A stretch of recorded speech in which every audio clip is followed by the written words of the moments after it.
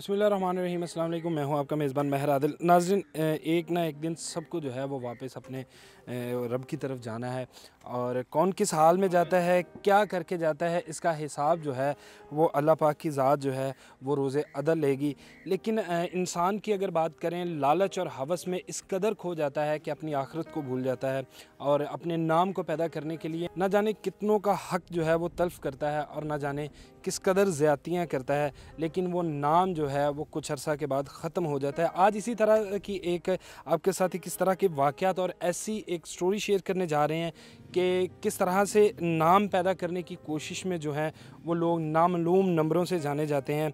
और हमने देखा कि जब कोई प्यारा इंतकाल करता है तो उसके बाद उसके वर्सा जो हैं उनकी कब्रों पर जाते हैं, दुआएं मांगते हैं, उनकी मग़फ़िरत की दुआएं मांगते हैं, और मुख्तलिफ़ तरीक़ों से सदक़ात दिए जाते हैं कि उनकी कब्रों में जो है वो मुनव्वर हो सकें और उनको बख्शिश का ज़रिया बन सके। लेकिन आज आपको ऐसे लोगों से की जो है वो कब्रें भी दिखाएंगे कि जिनकी तदफ़ीन जो है वो ना जाने उनके जानने वाले हैं या नहीं, कौन लोग हैं वो तदफ़ीन करते हैं, कफ़न दफन का इंतज़ाम जो है वो भी गैर करते हैं, और उसके बाद फिर एक नंबर जो है वो दिया जाता है।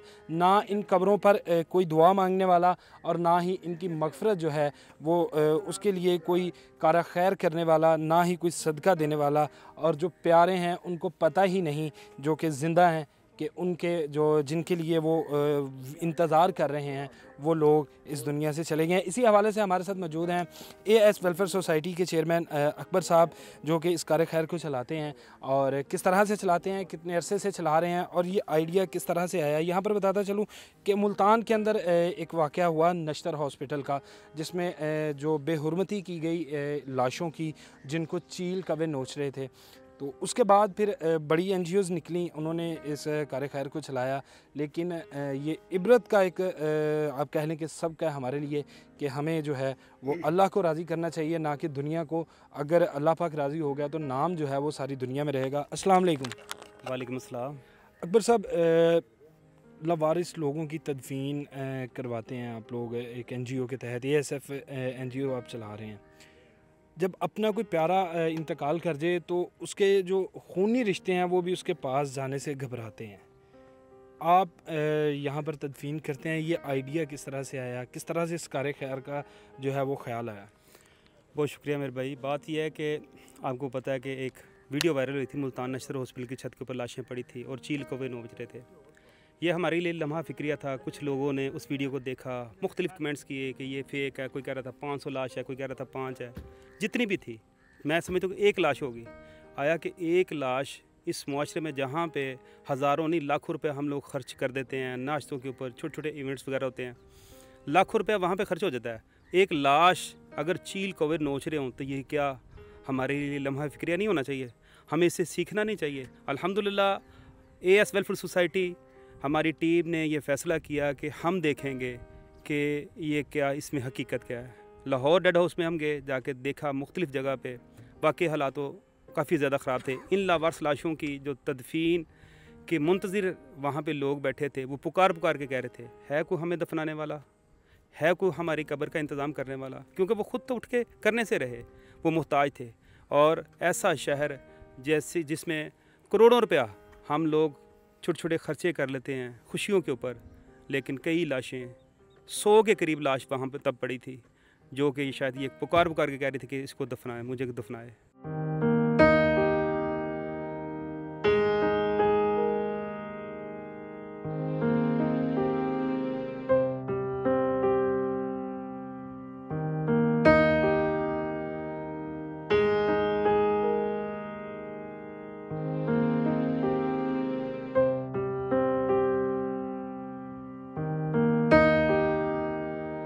अच्छा, अकबर साहब, हमने देखा अक्सर इस तरह के हों तो जनाजे की लाइनें लग जाती हैं जनाजा पढ़ने के लिए। जी, नाम ये फ़लाँ चौधरी था, उसके जनाजे में ना गए तो पता नहीं क्या हो जाएगा, कोई इस तरह के।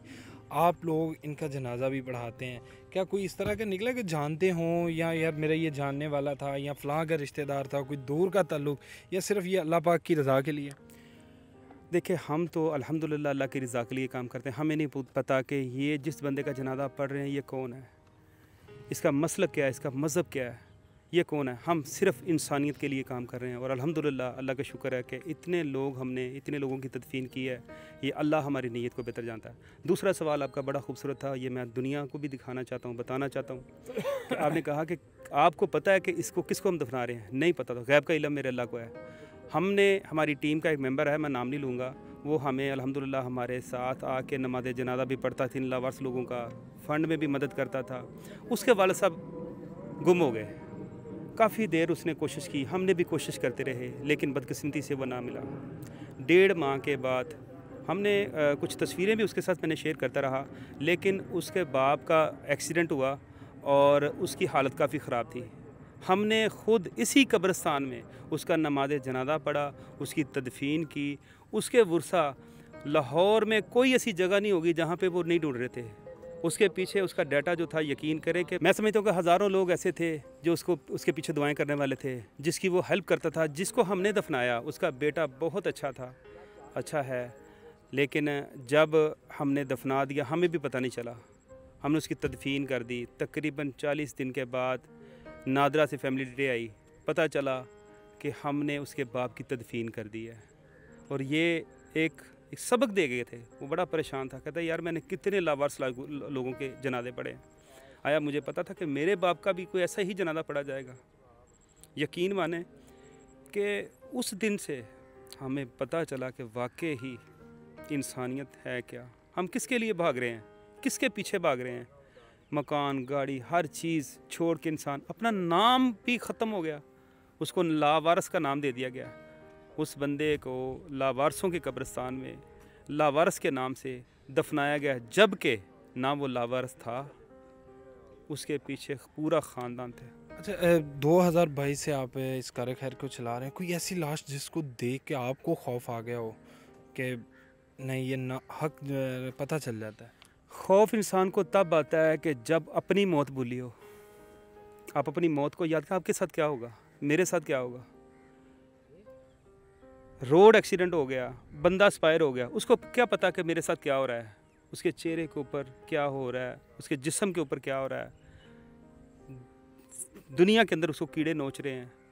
तो ये हमारे ऊपर हमारी शर्मिंदगी का बाइस है। हमारे ऊपर मैं कहता ये लम्हा फिक्रिया है, वो मरने वाला तो चला गया, खौफ हमें करना चाहिए अपने आप के ऊपर, आया क्यों ऐसा हुआ।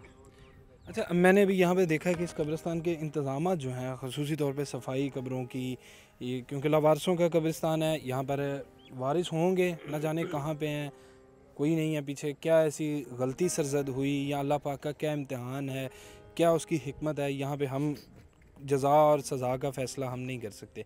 लेकिन कब्रिस्तान का इंतज़ाम बड़ा बेहतरीन है कि सफाई की जाती है और बाकायदा तौर पे यहाँ पर कब्रों को जो है वो अक्सर देखते हैं कि लावारिस कब्रों को उखाड़ा भी जाता है, कफन चोर भी मौजूद हैं। पाकिस्तान के अंदर हर तरह का बंदा मौजूद है, तो इनके इंतज़ामात भी आपकी सोसाइटी करती है या फिर ये गवर्नमेंट के ज़िम्मे है? जी बहुत शुक्रिया। मैं समझता हूँ कि देखें, अल्लाह ताला फरमाते हैं कि जिसका कोई वारिस नहीं उसका मैं वारिस हूँ। बेशक। और ये हमारी खुशकिस्मती है, अल्लाह ताला वारिस है। अल्लाह ताला ने हमें कहा उठो मेरे बंदे को, जाओ इसको गुस्ल दो, इसको कफन पहनाओ, इसकी तदफीन करो। हम इन लोगों को लावारिस नहीं समझते, इनके वारिस हम हैं। अल्हम्दुलिल्लाह हम इनके वारिस हैं। अपने ज़ाहिर बात है, ये हमारा कोई बुज़ुर्ग होगा, हमारा भाई होगा, मुसलमान तो है ना, मुसलमान भाई है हमारा, हम इसको अपना समझ के दफनाते हैं। बाकी इस कब्रिस्तान के अंदर अल्हम्दुलिल्लाह हमारे जो गोरकंद हैं उनकी बाकायदा ड्यूटी है, यहाँ पे खड़े होते हैं 24 घंटे, यहाँ पे वो अपनी ज़िम्मेदारी अदा करते रहते हैं, कब्रों की देखभाल करते हैं, उनकी मरम्मत करते हैं। अगर कोई वारिस आता है तो उनको शनाख्त करवाते हैं, अगर कोई पुलिस को वर्सा मिल जाते हैं तो उनको शिफ्टिंग के जो मदद है वो भी करते हैं। क्या वारसन जब आते हैं, शनाख्त का क्या तरीक़ाकार है, किस तरह से पता चलेगा कि ये कब्र फ़लाँ की है, जो सारी इन्फॉर्मेशन लेके आता है? जी, उसमें यह है कि हमारे पास जो रिकॉर्ड आता है उसमें ज़ाहिर बात है पुलिस इन्वॉल्व होती है, इसमें इश्तिहार शुरू होगा, नकर पर डॉक्यूमेंट वगैरह जारी किया जाता है। फिर हम उसके बाद जब यहाँ पे आते तो कब्र नंबर हम जारी करते हैं। तो पुलिस भी अल्हम्दुलिल्लाह अपना काम प्रॉपर तरीके से कर रही है, जिसमें ये होता है कि नादरा फैमिली डे जो है वो भी लाने की कोशिश करती है। जैसे ही अगर कोई डाटा उनके पास आता है तो वो वर्सा को इतला करते हैं, वर्सा फिर हमसे भी रब्ता करते हैं, पुलिस से रब्ता करते हैं, फिर हम उनको बाई कोड कोर्ट के ऑर्डर लेके आते हैं तो फिर उसकी बना जो है कब्र कुशाई अगर करवाना चाहे तो कब्र कुशाई करवा ले, अगर वो यहाँ पे रहने देना चाहता है तो यहाँ पे दुआ खैर कह के अच्छा, ये तमाम जो डेड बॉडीज़ हैं ये अमानतन सुपुर्द खाक करते हैं? जी, ये अमानतन करते हैं हम। जब वर्षा आ जाएँ तो अगर लेकर जाना चाहें तो बजरिया कोर्ट जो है सारी कार्रवाई करने के बाद फिर? जी बिल्कुल बिल्कुल बिल्कुल ऐसे ही है। बजरिया कोर्ट ऑर्डर करती है बकायदा कोर्ट, तो फिर उसकी शिफ्टिंग के ऑर्डर अगर आते हैं तो शिफ्ट उसको डेड बॉडी को किया जाता है। अगर वो कहते हैं कि जी नहीं हमने यहाँ पे इसकी दुआ खैर करनी तो वो यहाँ पे भी कर सकता है। उसके लिए बहुत शुक्रिया। Thank you. नाज़रीन, अकबर साहब की ये बात कि जिनके ये लावारिस उनके वारिस ये अकबर साहब हैं और इन जैसे हज़ारों लोग हैं जो इस कार खैर के अंदर हिस्सा डालते हैं, और एक बड़ा ही दुखी दिल के साथ पैगाम कि खुदारा अपनी आखिरत को संवारें, ये दुनिया जो है ये फ़ानी है। और तकरीबन 7 के करीब अभी डेड बॉडीज़ को जो है वो यहाँ पर उनकी तदफीन की गई और सबके हाथ खाली थे, कोई कुछ नहीं इस दुनिया से लेके गया। जो भी जाएगा इनके अमाल जाएंगे, न जाने इनका क्या हाल होगा, क्या इनके साथ अल्लाह ताला की तरफ से जो है वो सलूक किया जाएगा, क्या इनकी बख्शिश कर दी जाएगी। दुआ तो यही है कि अल्लाह पाक जो है सब पर अपनी रहमतें बखेरे और इनके जो है वो करवट करवट जो है अपनी रहमत नसीब करे ताकि इनकी बख्शिश हो सके। न जाने दुनिया में किन दुखों से लड़े, आगे इनकी ज़िंदगी जो है वो आखिरत तक जो चलनी है वो आसान हो। इसके साथ ही मुझे दीजिए इजाज़त, अल्लाह ने के बाद।